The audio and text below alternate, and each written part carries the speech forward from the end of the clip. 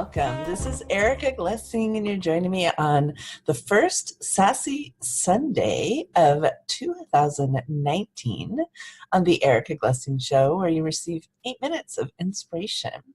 My inspiration today is on how to get your book off your hard drive or how to finish writing your book. And a lot of times what happens is people get really fogged and clogged up with critical mind thinking. So let's just take a moment right now together while you're listening. And if you're not writing a book, you can use this podcast for something else you're creating. So you can use it for a workshop, or you can use it really for getting anything off of your hard drive or getting anything into reality. But if you're writing a book, which for those of you who know me, I have published over 50 books, and I've reached #1 bestseller status for over 32 books. Well, 30, 31, 32, depends on how you count everything. But at least 30 #1 best-selling books on Amazon. I had 2 #1s that were for free Kindles, so I'm never quite sure how to categorize those, but they did reach #1, which is still a feat because it's an honor when a lot of people choose to download and read your book, however they get there. So one of the things I say to start, I'm going to go over 3 tips. So this is a really interesting podcast recording. It's a Sassy Sunday where it's just me. And one of my favorite tools, I did this with my book, Happiness Quotations, is I sit down and I mock up a fake cover, and I just write my name in huge type, like crazy huge type, like 100-point or something, 60-point type, all the way across an 8.5 by 11 paper in a pretty font. And then I write the name of the book. So for me, it was called Happiness Quotations. So my first mock-up was just a big sunburst, which is the image that I used when I was building my fan base for Happiness Quotations. And it didn't end up being the actual cover of the book, but it did end up being a cover of the free ebook that went with it. So I did a sunburst, and then I wrote Happiness Quotations on my name, and then I put this on 8.5 by 11. Now I nested the fake cover in a book announcement that I was speaking and doing a book reading at Barnes & Noble, which is the big bookstore near me. And then I wrote a little bio about me, and then I printed out the flyer announcing my book reading with nested in it the book cover. And then I taped that. I still use a desktop. I know, it's crazy. I have a laptop also, but my desktop is where I do my writing. So I actually taped it onto the computer on the side of my monitor, and then I had that mock-up of me speaking at a bookstore reading my book. Now, this is before my book existed. This is in 2010. And just looking at it, I can't explain it. It's kind of like making your room ready before the baby's born. It just gives it something extra. It gives it something real. It starts paving the way for this to be real before it's real. And I haven't had to do that since then for all my other books I've written, but that first, this was actually my second book, and it really was a great tool. The second thing that I like to recommend is that you choose a time of day and you stick on it. So this could be once a week, it could be daily, it could be Monday through Friday, it could be every Saturday. When you kind of announce to yourself and everyone that you are going to commit to this time, we have some guidance from beyond, in my opinion. So we have some guidance from above. We have some guidance from spirit.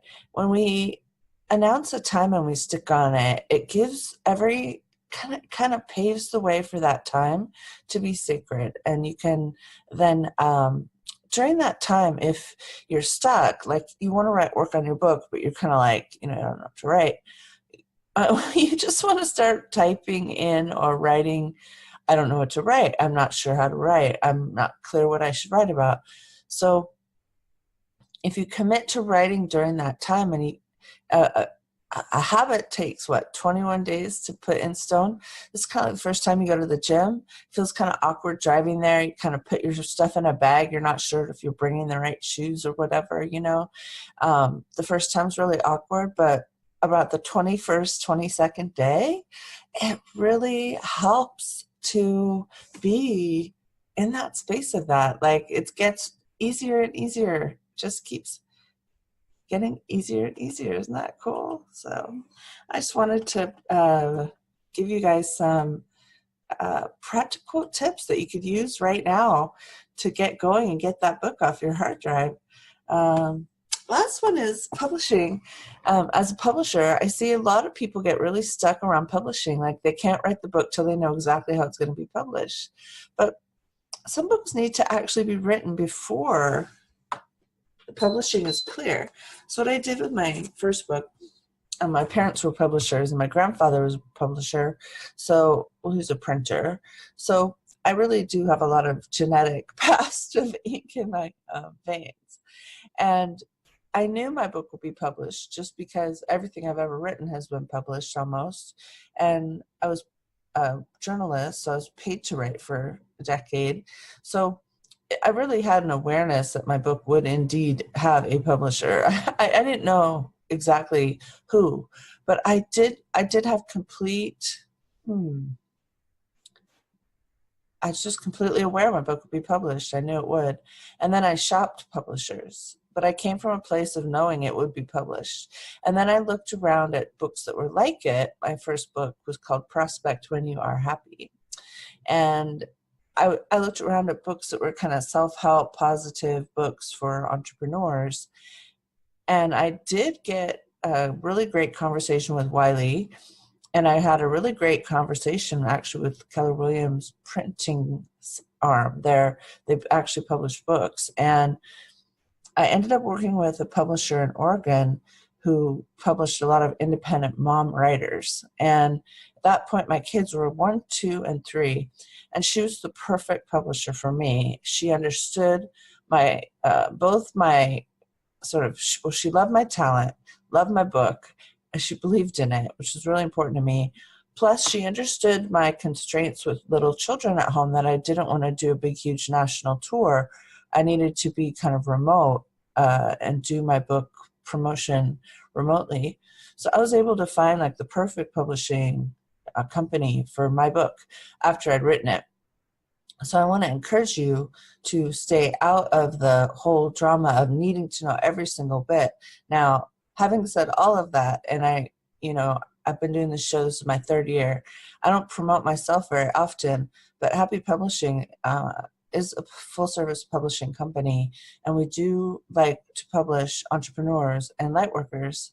So if you have an idea for a book and you'd like to run it by Happy Publishing, please send me a message at happypublishing@gmail.com and tell me a little bit about your book. Tell me a little bit about you, and let's see if there's a possible book agreement that we haven't explored yet. Does that sound like fun? Oh, I hope you have a wonderful day.